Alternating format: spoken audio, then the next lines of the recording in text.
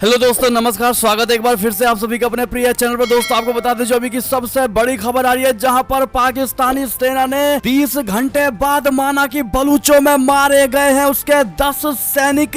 बाजवा को बड़ा झटका लगा है दोस्तों, पूरे पाकिस्तान में मच गया तहलका। बड़ी खबर आ रही है, साथ ही आपको आगे बताएंगे जहाँ पर अब पाकिस्तान की सेना ने अपने दोस्त तालिबान को दी है बड़ी चुनौती दोस्तों। साथ ही यूक्रेन पर अमेरिका ने भी रूस की सारी शर्तों को ठुकरा डाली है। क्षेत्र में तनाव बढ़ा, समझौते की उम्मीद घट गई है दोस्तों। युद्ध के हालात बनते नजर आ रहे हैं। बड़ी खबर दोस्तों हम आपका भी बताने वाले हैं। साथ ही बताएंगे जहां पर उत्तराखंडी टोपी, मणिपुरी शॉल के बाद पंजाबी पगड़ी में दिखाई दिए प्रधानमंत्री मोदी जी। दिखाएंगे कैसे रैली में दिखा मोदी जी का बड़ा अंदाज। तो हर तरह की आपको आज जानकारी देने वाले, आराम से बने रहेगा वीडियो के अंत तक। और अभी खबरों में आगे बढ़ने से पहले हमेशा की तरह मानते हैं कि मोदी जी हैं तो हर चीज संभव है। भारतीय सेना तो अपना देश गर्व से जी रहा है दोस्तों, और एक दिन भारत अपना नंबर 1 कंट्री कहलाएगा। तो फटाफट से इस वीडियो को भी कर दीजिए लाइक, चैनल को कर दीजिए सब्सक्राइब, बेल आइकन दबाइए, साथ ही कमेंट बॉक्स में लिख दीजिएगा जय हिंद। जी हाँ दोस्तों, तो चलते हैं पहली और सबसे बड़ी खबर की तरफ, जहां पर पाकिस्तानी सेना ने 30 घंटे बाद खुद माना कि बलूचों ने मार गिराए हैं 10 सैनिक।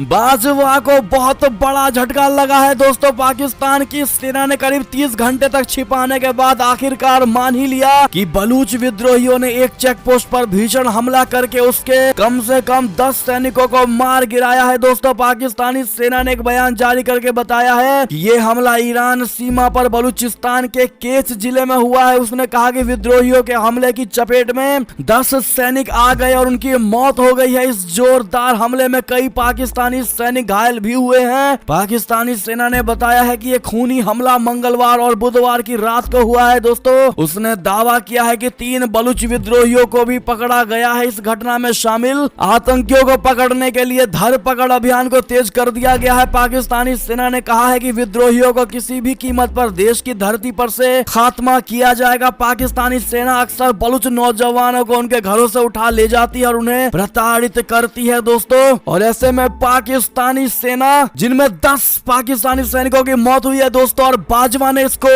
आधे घंटे तक छुपाए रखा दोस्तों, जिसके बाद असलियत सबके सामने आ ही गया और अब बाजवा पर पड़ गया है बड़ा प्रेशर दोस्तों। बहुत बड़ा झटका लगा है बाजवा को, ऐसे में जो अपने सैनिकों की मौत का आंकड़ा छुपाए दोस्तों। अगर आप भी मानते हैं कि खुद बाजवा भी अपने सैनिकों का नहीं है दोस्तों, जो अपने सैनिकों के बलिदान को भी बलिदान ना समझे और उनकी मौत को भी मौत ना समझे, उनके आंकड़ों को छुपाया जा रहा है दोस्तों। ऐसे में अपनी राय प्रतिक्रिया क्या है आपकी बताइएगा जरूर। बढ़ते अगली खबर की तरफ, जहाँ इसी से जुड़ी खबर आ रही है। पाकिस्तानी सेना ने अपने दोस्त तालिबान को दी है बड़ी चुनौती। जी हाँ दोस्तों, पाकिस्तान और अफगानिस्तान के बीच सीमा विवाद खत्म होने का नाम नहीं ले रहा है दोस्तों। पाकिस्तान की सेना ने बुधवार को एक बार फिर स्पष्ट कर दिया है कि पाकिस्तान अफगान सीमा पर बाड़ लगाने को योजना के अनुसार पूरा किया जाएगा, क्योंकि इस महत्वपूर्ण पहल में पाकिस्तानी शहीदों का खून शामिल है। पाकिस्तान की सेना का कहना है कि अफगानिस्तान से विदेशी सैनिकों के जाने के बाद सीमा पार से आतंकवाद का खतरा बढ़ गया है और ऐसे में डुरंड रेखा पर बाढ़ का काम पूरा करना बेहद जरूरी है। पाकिस्तान के अखबार द एक्सप्रेस ट्रिब्यून की एक रिपोर्ट के मुताबिक मुख्य सैन्य प्रवक्ता बोले तो DGISPR major general Babar Iftikhar ने रावलपिंडी के जनरल हेडक्वार्टर में आयोजित एक प्रेस कॉन्फ्रेंस में कहा कि बाढ़ लगाने का उद्देश्य लोगों को बांटना नहीं बल्कि उनकी रक्षा करना है। ये काम सीमा पर शांति सुनिश्चित करने के लिए हो रहा है। इस पर काम जारी रहेगा और बाढ़ यहीं रहेगी। ऐसे में दोस्तों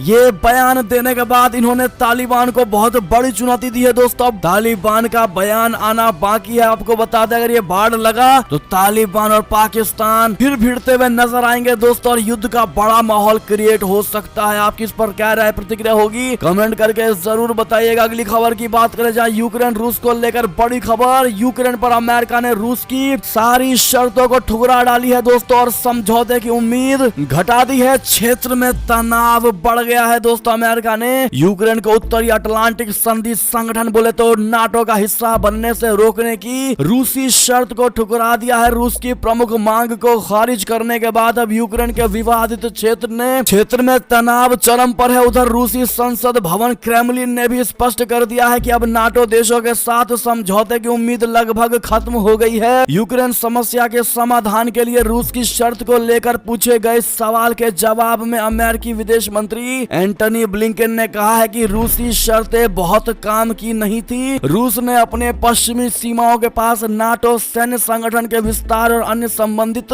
सुरक्षा मुद्दों को लेकर अपनी चिंताओं की एक सूची सौंपी थी, जिसमें ये मांग शामिल की गई कि नाटो देश यूक्रेन और अन्य देशों के गठबंधन में शामिल होने की संभावना को खारिज कर दें। जी हाँ दोस्तों, अगली खबर की बात करें, जहां पर यूक्रेन से तनाव के बीच अमेरिका में प्रलय लाने को तैयार हुई रूस की महाविनाशक पनडुब्बी दुनिया में सबसे बड़ी है। ये पनडुब्बी बता दें, अमेरिका के वॉशिंगटन शहर को एक झटके में तबाह करने में सक्षम रूस की महाविनाशक परमाणु पनडुब्बी बेलगोरोड समुद्र में गोता लगाने के लिए तैयार हो गई है। दोस्तों, करीब 604 फुट लंबी ये रूसी पनडुब्बी दुनिया में सबसे बड़ी है। दोस्तों, बेलगोरोड पनडुब्बी विशेष रूप से रेडियो एक्टिव सुनामी पैदा करने वाले पोसाइडन टारपीडो से लैस है। ये पनडुब्बी इतनी बड़ी है कि इसके अंदर एक छोटी सबमरीन और अत्याधुनिक ड्रोन विमानों को छिपाया जा सकता है दोस्तों, ताकि गुप्त मिशन को अंजाम दिया जा सके। यूक्रेन तनाव के बीच इस पनडुब्बी के आने की खबर से दुनिया भर में दहशत बढ़ गई है। दोस्तों, अगली खबर की बात करें, जहां पर रूसी S-400 को लेकर क्या भारत पर प्रतिबंध लगाएगा अमेरिका या नहीं, इसका जवाब खुद अमेरिका ने दिया है। दोस्तों, भारत द्वारा रूस से S-400 air defence system deal करने के बाद अमेरिका ने ऐसे संकेत दिए हैं कि वो भारत पर प्रतिबंध लगा सकता है। हालांकि अब तक ऐसा कुछ नहीं हुआ है। दोस्तों, अमेरिका ने बताया है कि वो countering America's adversaries through sanction act बोले तो 60 कानून के तहत अब तक भारत पर प्रतिबंध लगाने का कोई फैसला नहीं किया गया है। अमेरिकी विदेश विभाग के प्रवक्ता नेड प्राइस से जब पूछा गया कि क्या रूस के साथ अमेरिका के बीच बढ़ते तनाव को देखते हुए भारत की मिसाइल प्रणाली की खरीद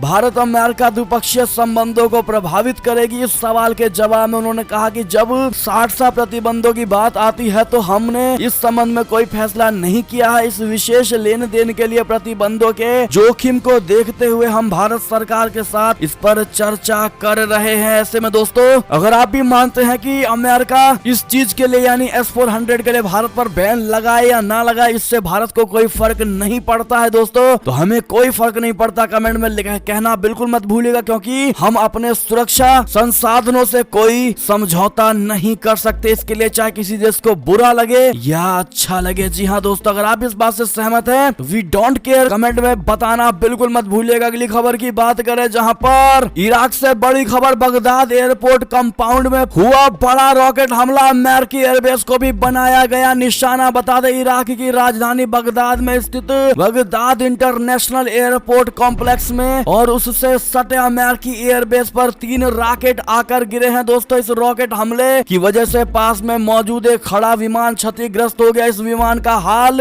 ऐसा था कि इस विमान को इस्तेमाल नहीं किया जा रहा था। इसकी पुलिस यानी इराकी पुलिस सूत्रों ने समाचार एजेंसी रॉयटर्स की इसकी जानकारी दी। पुलिस सूत्रों ने किसी अन्य नुकसान या किसी के घायल होने की सूचना नहीं दी और पहले भी इस कंपाउंड पर हमले होते रहे हैं। जी हाँ दोस्तों, अगली खबर की बात करें, जहां पर $375 मिलियन में हुआ भारत फिलीपींस में ब्रह्मोस मिसाइल का समझौता, ड्रैगन का बौखलाना तय है। जी हाँ दोस्तों, भारत और फिलीपींस ने आज BrahMos supersonic anti ship cruise missile की बिक्री के लिए $375 मिलियन अमेरिकी डॉलर के सौदे पर हस्ताक्षर कर दिया है। सरकारी अधिकारियों ने भारत और फिलीपींस के बीच हुए ब्रह्मोस मिसाइल डील की जानकारी दी है। भारत सरकार के अधिकारियों के मुताबिक नई दिल्ली में भारतीय शीर्ष रक्षा अधिकारियों और फिलीपींस के प्रतिनिधि मंडल के बीच ब्रह्मोस मिसाइल को लेकर करार पर दस्तखत किए गए हैं। भारत और फिलीपींस के बीच हुए समझौते के बाद चीन का बौखलाना तय माना जा रहा है। जी हां, फिलीपींस सरकार ने भारत से ब्रह्मोस मिसाइल का सौदा अपनी नौसेना के लिए किया हुआ है और इस महीने की शुरुआत में फिलीपींस ने भारतीय ब्रह्मोस एरोस्पेस प्राइवेट लिमिटेड के 374.9 मिलियन अमेरिकी डॉलर यानी 37 करोड़ 40 लाख अमेरिकी डॉलर के प्रस्ताव को फिलीपींस नौसेना के लिए मंजूरी दे दी थी, जिसके तहत फिलीपींस की नौसेना ने भारत से शोर आधारित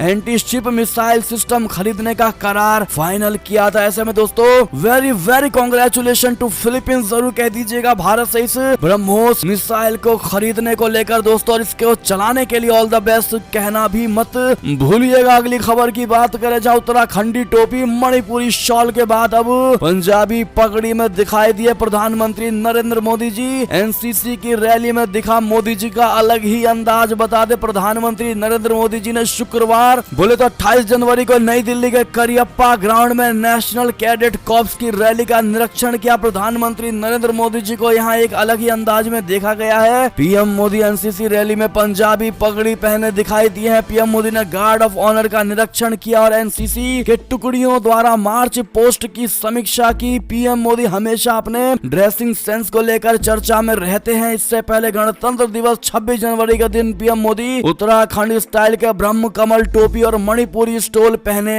देखे गए थे। ऐसे में बड़ी खबर, बड़ी जानकारी दोस्तों हमने आपको दी है। और इस टोपी में मोदी जी कैसे दिखाई दे रहे हैं दोस्तों, कैसे लग रहे हैं आपको कमेंट में जरूर बताइएगा। अच्छा, बहुत अच्छे या सबसे बेस्ट कमेंट में बताना मत भूलिएगा दोस्तों। आप लोग अगली खबर की बात करें, जहां पर सुरक्षा में तैनात पुलिसकर्मी मार सकते हैं गोली। आजम खान के बेटे अब्दुल्ला आजम को इस बात का डर है। जी हाँ दोस्तों, बता दें आजम खान के बेटे और स्वार सीट से समाजवादी पार्टी के उम्मीदवार अब्दुल्ला आजम ने कहा है कि उनकी सुरक्षा में जो पुलिसकर्मी तैनात किए गए हैं उन पर उन्हें भरोसा नहीं है। उन्होंने ये भी आशंका जताई है कि सुरक्षा में तैनात पुलिसकर्मी ही उन्हें गोली मार सकता है। हाल ही में सीतापुर जेल से जमानत पर निकले अब्दुल्ला आजम ने कहा कि उनकी सुरक्षा उनके मालिक के भरोसे है। यानी कि दोस्तों सरकार द्वारा दिए गए इस सुरक्षा को आजम खान का बेटा असुरक्षा बता रहा है दोस्तों, और इन सुरक्षा में खड़े पुलिसों पर ही उंगली उठाते नजर आ रहे हैं दोस्तों, और उन्हीं को अपने मौत का कारण बता रहे हैं। ऐसे में आपकी क्या राय प्रतिक्रिया होगी दोस्तों, कमेंट करके जरूर बताइएगा। किसी किसी को सुरक्षा नहीं मिलती और जिसको मिलती है उसको सुरक्षा रास नहीं आ रही है दोस्तों। आप आजम खान के बेटे के इस बयान से समझ ही पा रहे होंगे। ऐसे में आपका जवाब तो बनता ही है। भारतीय जनता होने के नाते दोस्तों हर चीज में आप लोग बदलाव कर सकते हैं अपने राय को रख कर, तो बदलाव के लिए कमेंट करना बिल्कुल मत भूलिएगा। साथ ही हमें कमेंट में जरूर लिखकर बताइएगा दोस्तों आप लोग किस किस सरकार चाहते हैं। उत्तर प्रदेश में अगर आप भी मानते हैं कि फिर से मोदी लहर आएगी, और जैसा कि सर्वे बताता है कि भगवा ही लहर आएगा दोस्तों, तो अपनी सुझाव देना मत भूलिएगा। और ये थे अब तक की सारी बड़ी खबरें। आपको हमारी खबर कैसी लगी, आशा करता हूँ दोस्तों बहुत अच्छी लगी होगी। अगर थोड़ी भी अच्छी लगी है तो इस वीडियो को भी अपने भाई बंधुओं में व्हाट्सएप, फेसबुक, ट्विटर के जरिए पूरे भारत में शेयर करना बिल्कुल मत भूलिएगा। और अभी कर दीजिए इस वीडियो को लाइक, चैनल को कर दीजिए सब्सक्राइब, बेल आइकन दबाइए, साथ ही कमेंट बॉक्स में लिख दीजिएगा जय हिंद जय भारत। तो मिलते हैं आपसे अगली बड़ी खबर में, तब तक अपना ख्याल रखिएगा। बहुत बहुत धन्यवाद। जय हिंद जय भारत दोस्तों। अगली खबर का इंतजार करिएगा। मिलते हैं अगली खबर में। धन्यवाद। जय श्री राम।